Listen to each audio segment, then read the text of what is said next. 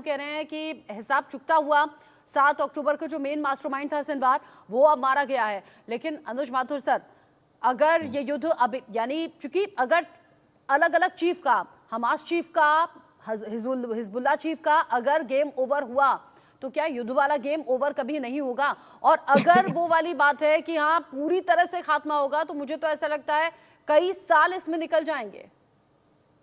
रचना, मैं फिर थोड़ा सा रिपीट करूंगा। क्या होता है कि जब भी कोई इस प्रकार का आतंकवादी संगठन होता है, आप थोड़ा सा इतिहास में चलें तो अलकायदा, आज अलकायदा कहाँ है? आपको अलकायदा के छुटपुट छोटे मोटे ऑर्गेनाइजेशन को, ग्रुप्स को छोड़ के कुछ नजर नहीं आ रहा है। उसको कहते हैं किसी भी आतंकवादी गुट का एक प्रकार से खात्मा होना। लीडरशिप खत्म, लड़ने की ताकत खत्म, हथियार गोला बारूद कम, हिम्मत उनकी खत्म, लीडरशिप। उससे क्या होता है? वही चीज हमास में आपके चैनल पे कई बार पहले कह चुका हूं, हमास एक विचारधारा है, इट्स एन हाँ। आइडियोलॉजी। और आइडियोलॉजी को कभी कोई खत्म नहीं कर सकता, लेकिन उस आइडियोलॉजी को इस हद तक डेग्रेड करेंगे इजराइल वाले कि वो आने वाले समय में जिस प्रकार से अलकायदा आज कुछ नहीं है, उसी प्रकार से आने वाले समय इसीलिए सवाल मैंने आपसे पूछा कि ये एक हाँ, विचारधारा है और इसका पूरी तरह से खात्मा हो जाए, ये तो असंभव सी बात लगती है। फिर संभव ही बेंजामिन नहीं है। तो नेतन्याहू लेकिन के मन में, दिल में, दिमाग में आखिर क्या चल रहा है जो वो इस हाँ, युद्ध को खत्म होने नहीं देना चाहते? अब ऐसे में इजराइल ने बड़े ऑपरेशंस भी किए हैं, अलग अलग मोर्चों पर लोहा भी लिया है और इसमें अपने दुश्मनों का गेम ओवर भी किया है। 3 बड़े दुश्मन, 3 बड़े वो चेहरे जिनका खात्मा इजराइल ने कर लिया है। इसमें सबसे पहले नंबर पर आता है हानिया, हमास चीफ हानिया का खात्मा किया। फिर उधर हिजबुल्लाह चीफ नसरल्लाह का पूरी तरह से खात्मा और उसके बाकायदा सबूत आईडीएफ की तरफ से सामने रखे गए। और अब सिनवार का खात्मा कर देना, यानी कि सिनवार को जान से मार डालना, वो भी सबूतों के साथ दिखाना। यानी आईडीएफ एक एक करके कदम आगे बढ़ा रही है।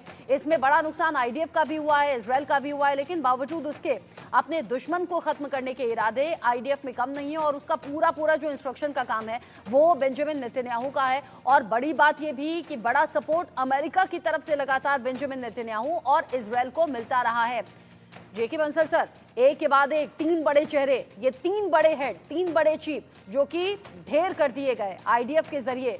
अब बेंजामिन नेतन्याहू अगला कदम क्या उठा सकते हैं? और अगर ये ऐसे ही कदम उठाए जाते रहे, अभी तो हम गाजा में देख रहे थे, पिछले ही दिनों का आंकड़ा है जहां 42,000 से ज्यादा लोगों की जान जा चुकी है। उसमें कुछ हमास के आतंकी होंगे, लेकिन बड़ी संख्या आम लोगों की है, महिलाओं की, छोटे बच्चों की है, बेगुनाह लोगों की है। अब वही चीज लेबनान में नजर आ रही है। जानकार ये भी कह रहे हैं कि दूसरा गाजा अब लेबनान बनने वाला है।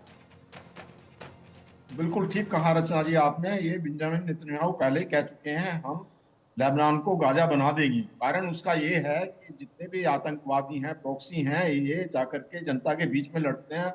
और तो और इन्होंने जो एक जो यूएन पीस कीपिंग फोर्स के संरक्षण में है, उनको भी आड़ बना के किया। तो जब ऐसी स्थिति होती है तो वो तो सिविलियन मारे ही जाएंगे। अटैक तो हिजबुल्लाह भी कम नहीं कर रहा है इसके पास में, इस पे इसराइल पर। लेकिन इसराइल में वो अपने जो जो लोग हैं उनको बंकर में भेज देते हैं, कुछ को शिफ्ट कर दिया गया है। 60,000 लोग जो हैं उत्तरी इसराइल से कर दिए गए हैं।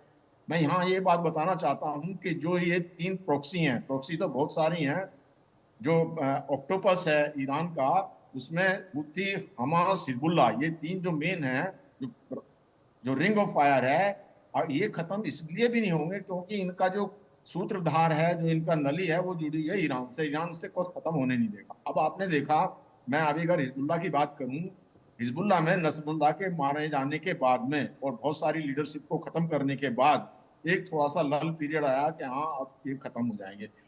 लेकिन अगर आप देखा जाए तो जो हिजबुल्लाह के अटैक वो बहुत ज्यादा हो गए हैं। और वो जो इसराइल के ऊपर में, चाहे तेल अवीव ले लीजिए, हाइफा ले लीजिए, बहुत अटैक कर रहे हैं। अभी जो एक और बहुत बड़ा सरप्राइज ये हुआ है कि इसराइल को भी ये पता नहीं था कि हिजबुल्लाह के पास में नेवी है। लेकिन कल परसों जो है हिजबुल्लाह ने नेवी के थ्रू भी अटैक किया है।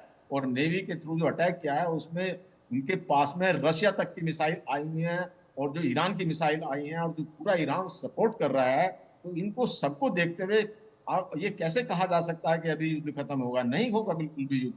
जो ईरान जब तक इसको सपोर्ट करता रहेगा, और ईरान के साथ में उधर में जो चाइना, रशिया और उत्तरी कोरिया आ गए हैं, धड़ाधड़ हथियार आ रहे हैं उनके पास से, तो ये लड़ाई तो बढ़ती ही रहेगी। अब जो देखने वाली बात यह है कि जो कोई सरप्राइज एलिमेंट्स इजराइल के पास में है और वो कोई ऐसा विध्वंस मचाता है कि ईरान को बिल्कुल इनकेपेबल कर दे, उसकी लीडरशिप को खत्म कर दे, उनकी रिफाइनरी खत्म कर दे, न्यूक्लियर साइट खत्म कर दे, उनकी एयर बेस और मिलिट्री बेस, मिसाइल प्रोडक्शन सब बंद कर दे, तो उसके बाद में जो ईरान इस स्थिति में नहीं रहता काउंटर अटैक करने की, तब तो ये युद्ध बंद होगा।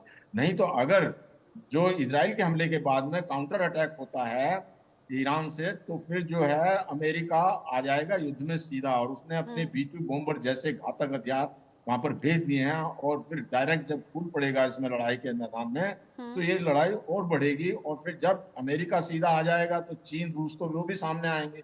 पर बात यह है कि अब ये देखने वाली बात है, जो ये खेमे हैं, जो जो यूरोपियन, नेटो, अमेरिका, इसराइल, जो ये खेमा, और दूसरे खेमा हो गया चीन, रूस, उत्तरी अमेरिका और ईरान, दोनों के पास में कितने हथियार हैं ये देखने वाली बात है। हालांकि जो इकोनॉमी है रूस की कम है, ईरान की तो खत्म ही है, चीन की भी अमेरिका से बहुत कम है, और उत्तरी कोरिया की भी खत्म है। लेकिन इन्होंने अपनी इकोनॉमी को ध्यान में ना रखते हुए अपने जो हथियार के प्रोडक्शन है वो बहुत ज्यादा बढ़ाए हुए हैं।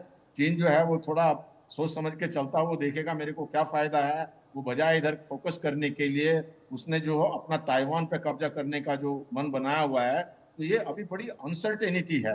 ये जो कुछ थोड़ा क्लियर पोजीशन तब होएगी कि जो एक इजराइल ने ठाना हुआ है कि मुझे जो अटैक करना है ईरान के ऊपर में, उसके बाद में होती है। अब जो इजराइल देर कर रहा है वो इसलिए कर रहा है कि अपने आप को सुरक्षित करने की, पहले उसने थार्ड मिसाइल बनाई, फिर काउंटर अटैक करने के लिए B-2 बॉम्बर आ गया, तो उसमें जो है ईरान वो अपना कोई मजबूत कर रहा है कि काउंटर अटैक को फेस कर सके। लेकिन उसी के हिसाब से जितना समय जा रहा है, क्योंकि 1 अक्टूबर को ईरान ने अटैक किया था इसराइल के ऊपर, उसके बाद में जो ईरान भी अपने आप को बहुत मजबूत करता जा रहा है। जो रूस से हथियार ले रहा है, चीन से ले रहा है, उत्तरी कोरिया से, और जो अरब ममालिक हैं उनमें सब में वो डिप्लोमेसी बढ़ा करके एक जो है माहौल क्रिएट कर रहा है, जो जितने भी मुस्लिम कंट्रीज हैं उनको साथ लाने का। तो ये इस समय कुछ भी कहना बहुत मुश्किल है। हालांकि जब एक इजराइल की तरफ से अटैक होगा, लार्जर पर्सपेक्टिव उसके साथ में आएगा। अभी तो ज्यादा से ज्यादा ये हो सकता है कि बंधक छुड़ा लिए जाएं और जो है उस तरफ से कुछ अलग अलग थोड़ा तरीके से शांति माहौल बनाने की कोशिश भी है, बंदूकों की संख्या मुट्ठी भर, लेकिन उसके जवाब में अब हजारों लोगों की जान जा चुकी है। 42,000 से ज्यादा लोगों की जान तो इधर गाजा में चली गई है, और उधर इजराइल को भी अच्छा खासा नुकसान। IDF के भी सैनिक लगातार इस युद्ध में मारे गए हैं। अनुज माथुर सर, अमेरिका का नाम जब भी सामने आता है इजराइल का साथ देने के लिए, बेंजामिन नेतन्याहू का साथ देने के लिए, तो कुछ खबरें चुनाव को लेकर भी उठती हैं। अभी के सिनेरियो में और चुनाव आते आते या चुनाव के बाद ये माहौल बदलेगा क्या? ऐसी संभावना है क्या कि इलेक्शन तक इस मुद्दे को जिंदा अमेरिका या जो बाइडेन रखना चाहते हैं और बाद में सिनेरियो चेंज होगा,